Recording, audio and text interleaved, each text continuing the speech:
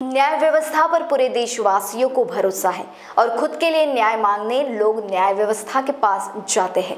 लेकिन न्याय व्यवस्था अगर खुद को बचाने की बात इस दौर में कर रही है तो भाजपा सरकार सत्ता का कितना दुरुपयोग कर रही है यह साफ दिखाई दे रहा है और यह देश के लिए काफी खतरनाक है।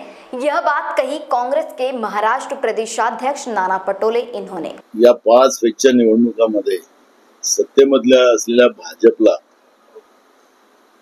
त्यांनी 10 वर्षात या देशाचा विकास केला, या पद्धतीचा आव्हानाचा प्रयत्न केला होता, पण त्यांनी नेमका विकास काय केला हे ते सांगण्यामध्ये खऱ्या अर्थानं अयशस्वी ठरले आणि त्यांना ते सांगताही आलं नाही, कारण की त्यांनी विकासच केला नाही। भ्रष्टाचार, तानाशाह व्यवस्था, केंद्रीय तपास यंत्रणेचा दुरुपयोग, महिलांवर अत्याचार, बेरोजगारांना कायम बेरोजगार करण्याची एक व्यवस्था, शेतकऱ्यांवर सातत्याने अन्याय। या निवडणुकीच्या काळात जवळजवळ 267 शेतकऱ्यांनी महाराष्ट्रात आत्महत्या केल्या, पण देशाचे प्रधानमंत्री नरेंद्र मोदी असतील किंवा राज्याचे मुख्यमंत्री उपमुख्यमंत्री असतील त्यांनी साधं शेतकऱ्यांबद्दलची भूमिका सुद्धा मांडायला ते पुढे जाऊ शकले नाही।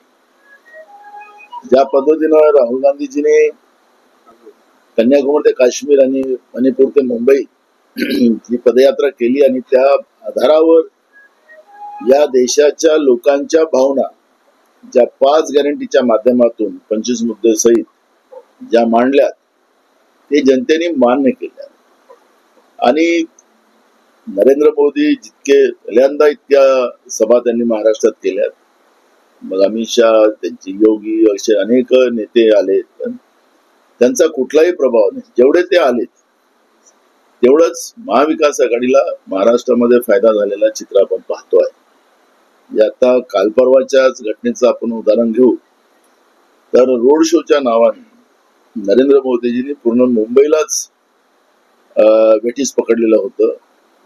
तिथल्या लोकांना तासोनतास त्यांनी, कारण की मोदीजींनी आपल्यासाठी जे काही नियम बनवले स्पेशल, त्यांच्या 100 किलोमीटरच्या आवऱ्यामध्ये कोणीच फिरू शकणार नाही।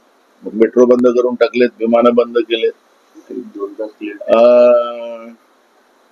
आणि या सगळ्या व्यवस्थेमध्ये मुंबईकरांची हालत काय झाली असेल ते आता अंदाज बांधा।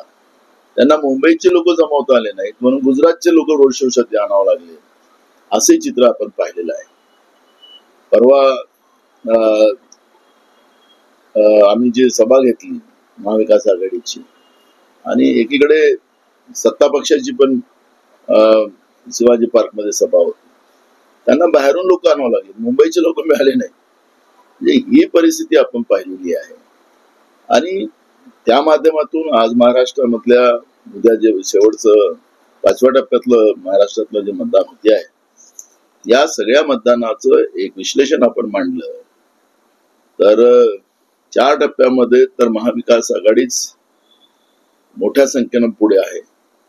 उद्याच्याही निवडणुकीमध्ये, उद्याच्या मतदानामध्ये हा महाविकास आघाडीच्याच बाजूने कोल आपल्याला पाहायला मिळणार आहे आणि महाराष्ट्रातूनच भाजप मुक्त महाराष्ट्र हे महाराष्ट्राच्या शेतकऱ्यांनी, महाराष्ट्रातल्या तरुणांनी, महिलांनी, गरिबांनी हे ठरवलेलं आहे आणि भाजप मुक्त महाराष्ट्र करायचा निर्णय केलेला आहे। त्याचे निकाल आपल्याला येणाऱ्या 4 जून मध्ये पाहायला मिळणार। महान्यूज 7 के लिए ब्यूरो रिपोर्ट नागपुर।